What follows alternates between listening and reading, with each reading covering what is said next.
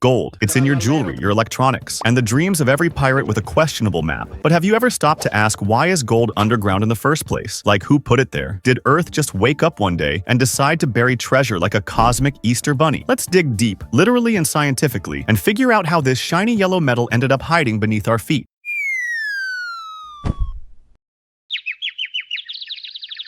To find the origin of gold, we have to go way back, and I mean way back, like before Earth existed kind of back. Gold didn't start on Earth. In fact, Earth wasn't even around when gold first formed. Gold atoms were forged in the violent deaths of massive stars, specifically supernovae, and even more intense neutron star collisions. These are cosmic events so energetic they make Michael Bay movies look like candlelight dinners. Here's the thing. Regular stars, even our sun, can't create heavy elements like gold. They're great at fusing hydrogen into helium and helium into carbon, but when it comes to anything heavier than iron, they tap out. It takes a supernova or a neutron star crash to unleash the extreme heat and pressure needed to create elements like gold, platinum, and uranium. So gold is literally stardust. You've got celestial debris on your finger. Romantic, isn't it? And this leads us to an even crazier realization. The gold in your earring could be older than the Earth itself. When you wear gold, you're wearing a piece of the ancient cosmos. That's not bling, that's time travel in metallic form. Okay, now we've got gold floating around in space. But how did it make its way into the ground where miners with helmets and pickaxes could eventually find it? After these star explosions scattered heavy elements across the universe, that stardust slowly clumped together to form new solar systems, ours included. When Earth was forming about 4.5 billion years ago, it was a hot, molten mess. As the planet cooled, denser materials like iron and nickel sank toward the core, and lighter elements floated up to form the crust. Gold. It's pretty dense. It should have gone straight to the core, but not all of it did. Scientists believe most of Earth's gold did sink into the core during this early stage. So technically, there's still a ton of gold deep down, but it's stuck thousands of kilometers beneath us, chilling next to molten iron. Not exactly easy to access. Thank you, space rocks. You can thank meteorites. After Earth's core had hoarded most of the gold, the planet got bombarded by a rain of space rocks during a period known as the Late Heavy Bombardment, which sounds like a metal band, but was really just the solar system throwing a tantrum. These meteorites contained gold and other heavy elements. When they slammed into Earth's surface, they embedded gold into the crust, essentially restocking Earth's shallow shelves with this shiny metal. So yes, the gold in your wedding ring might have arrived from space, hundreds of millions of years after the planet was formed. Fashionably late, as always. And speaking of meteorites, some scientists believe that asteroid mining might one day become the next gold rush. Companies are already planning missions to tap into these floating, metal-rich space rocks. Mining an asteroid sounds like sci-fi, but the economics could become very real if Earth's reserves dwindle. Alright, so now gold is in the crust. But it's not just lying around in bars like it's waiting to be looted. It's spread out, mixed in with rocks, quartz, and all sorts of other stuff. The next question is, how does gold go from being scattered dust to a nugget in someone's gold pan? Enter geology. Over millions of years, gold is concentrated through hydrothermal processes. Deep underground water heated by magma can dissolve trace amounts of gold. This superheated gold-infused fluid moves through cracks in the Earth's crust. When it cools, gold gets deposited in veins, often alongside quartz. This is why prospectors often look for quartz veins when hunting for gold. It's nature's way of saying, hey, I might have dropped something shiny here. Volcanic activity, earthquakes, erosion, and tectonic movement also play a part in exposing these veins or breaking them up, allowing gold to accumulate in rivers and streams. This is what gives us placer deposits, the kind you see in old-timey panning for gold scenes. So when you see someone panning a river, they're not hoping gold just randomly appeared in the water. They're betting that millions of years of geology moved some old gold from a mountain into a stream. Let's pause here. We know where gold comes from and how it got underground. But here's a spicy question. Why do we care so much gold isn't particularly rare when compared to elements like rhodium or osmium? It's not the hardest metal, nor the lightest, nor the strongest. So why do humans go bananas over it? Because gold hits the perfect combo. It doesn't corrode. Gold is chemically inert. It doesn't rust, tarnish, or rot. Ancient gold coins look shiny thousands of years later. It's malleable. You can flatten it into sheets or stretch it into wires. It's pretty. That rich, warm luster is hard to fake. It's rare, but not too rare. Enough exists to make coins and jewelry, but not so much that it floods the market. It's been used for thousands of years. From pharaohs to cryptocurrencies, gold's legacy is long and sparkly. It's the metal equivalent of being good-looking, low-maintenance, and having a trust fund. Historically, gold wasn't just shiny, it was money. Entire economies ran on gold. The gold standard once backed currencies with physical gold reserves. Central banks still hoard it as a hedge against inflation and economic collapse. Even Bitcoin is sometimes called digital gold. That symbolism runs deep. Gold, stability, gold, power. It's not just pretty, it's primal. Sure, gold still stars in jewelry and luxury watches, but it also has superpowers in modern tech. Electronics. Gold is an excellent conductor that doesn't corrode, making it perfect for circuit boards, smartphones, and satellites. Medicine. Used in some cancer treatments and diagnostic tools. Aerospace. NASA uses gold foil to protect spacecraft from radiation and heat. If aliens ever find Voyager floating through space, they'll notice the gold-plated record attached to it. Even in interstellar messaging, we trust gold to last. Could we run out of gold? Sort of. All the easily accessible gold on Earth has mostly been found. New deposits are harder to locate, and mining them is expensive, risky, and increasingly regulated. Fun fact, if you gathered all the gold ever mined into one cube, it would only be about 72 feet on each side, roughly the size of a tennis court. But fear not, treasure hunters. There's still gold in the deep ocean, though mining it is a logistical nightmare. Asteroids. Some space rocks are loaded with precious metals. Our own electronics urban mining is a thing. Old phones are tiny gold mines. Still, the scarcity is part of the appeal. Gold is valuable because it's hard to get. Let's play a game of what if. What if gold were as common as dirt? Your jewelry would be worthless. Sorry, Grandma. Currencies would collapse. Economies that once backed their money with gold would scramble. People might stop hoarding it. No one stashes aluminum. But there's a twist. If gold were everywhere, it wouldn't have the same properties. Its value is tied to how hard it is to get. That's the paradox of precious metals. And on the flip side, what if we ran out of gold? Tech prices could spike. Electronics would need alternative materials. Jewelry markets would shift to other metals. Say hello to the platinum age. Recycling would become more important. Think gold rush, but for old laptops. Throughout history,